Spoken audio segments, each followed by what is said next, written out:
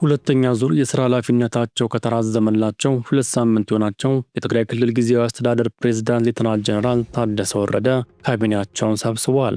ፕሬዝዳንቱ እስካሁን አዲስ ካቢኔ አላዋቀሩም። የቆየው ካቢኔ ይቀጥል እንደሆነም የታወቀ ነገር የለም። አዲሱ እቅዳቸውንም ይፋ አላደረጉም። ሹመታቸው ከተራዘመ በኋላ 3 ጊዜ ለመገናኛ ብዙሃን ጋዜጣዊ መግለጫ የሰጡት ፕሬዝዳንቱ አርብ ሚያዝያ 16 ጨምሮ 2 የካቢኔ ስብሰባን አካሂደዋል። በመጀመሪያው የፕሬዝዳንቱ የካቢኔ ስብሰባ የህወሓቱ ምክትል ሊቀመንበርና የጊዜያዊ አስተዳደሩ ምክትል ፕሬዝዳንት አማኑኤል አሰፋ የሚገኙባቸው ህወሓትን የወከሉ አባላት አልተገኙም። ከፍተኛ የህወሓት አመራሮች የጊዜያዊ አስተዳደሩ መደበኛ የካቢኔ ስብሰባ ወደ ጎን በመተው በተመሳሳይ ጊዜ ድርጅታቸው በአክሱም ከተማ የጠራውን የነባሩ መንግስት ይመለስ ስብሰባ መሳተፍን አስቀድመዋል።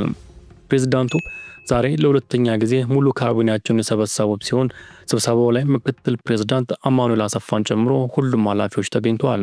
ካቢኔው በትናንት መደበኛ ውሎ መሬት፣ ማዕድንና ውሃ በሚመለከቱ ጉዳዮች ተያይተው ውሳኔዎች አሳልፈዋል ብሏል።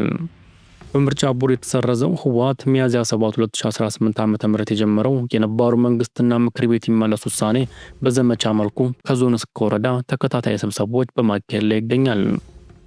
የፓርቲ ስብሰባዎች በመደበኛ የመንግስት የሥራ ሰዓት መካሄድ ቢቀጥሉም አቁሙ የሚል ሀይባይ የመንግስት አካል አልተገኘም። ህወሓት በፌዴራል መንግስት ስልጣናቸው የተራዘመላቸው ታደሰ ወረደ በኃላፊነት እንዲቀጥሉ እንደማይፈቅድላቸው በመግለጫ ቢያስታውቅም ስልጣኔን በግርግር አልለቅም በማለት ስራቸውን ቀጥለዋል። ፕሬዝዳንቱ ስልጣናቸው ከተራዘመላቸው ማግስት ጀምሮ የሹመት ማራዘሙ ከኔ እውቅና ውጭ ነው የሚል ተቃውሞ ማሰማቱን ተከትሎ ከመቀለ ወደ አክሱም ከተማ በመጓዝ የ2 ቀናት ውይይት በማካሄድ ነባሩ መንግስት ይመለሳል ሲል ወስኗል። ውሳኔውን ተከትሎ ሚያዝያ 14 ቀን 2018 ዓ.ም በመቀለ ከተማ ለአንድ ቀን በተጠራ የድርጅቱ ከፍተኛ ካድሬዎች ስብሰባ ውሳኔውን በማጠናከር ከትናንት በስቲያና ትላንት ስብሰባው በመላ ከተሞችና የገጠር ወረዳዎች ተካሂዶ የነባሩ መንግስት ይመለስ ውሳኔ በክልሉ ሚዲያዎች እየተስተጋባ ይገኛል።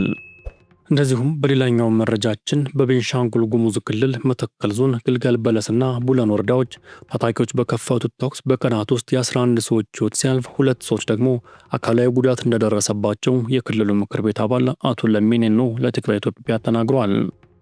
በግልገል በለስ ከተማ ታጣቂዎች በከፈቱት ተኩስ ሳቢያ 9 ሰዎች ሕይወት ጠፍቷል፣ 2 ሰዎች ቆስለዋል ሲሉ ገልጸዋል። በአጠቃላይ 11 ሰዎች ላይ ሞትና የአካል ጉዳት መድረሱም ተዘግቧል። በተያዘ በመተከል ዞን ቡለን ወረዳ ከቀናት በፊት 2 ሰዎች ተገድለዋል ሲሉም በዞኑ የታጣቂዎች ጥቃት መደጋገሙን አስረድተዋል። በዚህም በአጠቃላይ በ2 ወረዳዎች ባለፉት 4 ቀናት ብቻ የ11 ሰዎች ሲገደሉ 2 ደግሞ ቆስለዋል። ግልገል በለስ ላይ የሰው ሕይወት የቀጠፈው የተኩስ ልውውጥ የነበረው ግልገል በለስ ከተማ ማረሚያ ሰፈር አካባቢ ነው። እዚያው ከተማው ላይ ነው ሲሉ አቶ ለሜሳ ተናግረዋል። ይህንኑ ተኩስ የከፈተው ማን እንደሆነ ሲያስረዱ ደግሞ ጥቃት አድራሹ አቶ መኩሪያ በሚባል ሰው የሚመራ ኃይል ነው። አቶ መኩሪያ ማለት ከዚህ በፊት የጉሙዝ ሕዝብ ታጣቂ ነበር። ከሰላም ጥሪ አፈንግጦ ወደ ጫካ የተመለሰ ሰው ነው ሲሉ ተናግረዋል። ከሟቾቹ መካከል ቄራ አገልግሎት ለማግኘት የሄዱ ንጹሃን እንደሚገኙበት በመግለጽ ከዚህ ቀደምም ዳንጉርና ፓዊ አካባቢ ተመሳሳይ ጥቃት መድረሱን ያሁኑ ጥቃት ለ3ኛ ጊዜ የደረሰ መሆኑን ተናግረዋል። እንዲሁም ቡለን ጉዳሬሬ ላይም ከመከላከያ ጋር ተጋጭተው 2 ሰዎች ተገድለዋል። ጥቃቱ 4ኛ ቀኑን ይዟል። ይህን ያደረገው ደግሞ ኦነግ ሸኔ ነው በማለትም ጨምረው አስረድተዋል። በዞኑ መሰል ጥቃቶች የተደጋገሙ ሲሆን የምክር ቤት አባሉ መፍትሄ ሐሳቡን በተመለከተ በአካባቢው በተጠናከረ የመንግስት የጸጥታ ኃይል ዘላቂ ጥበቃ ማድረግ፣ ጥቃት አድራሾቹ ላይ ዘላቂ እርምጃ መውሰድ መሆኑን አስረድተዋል።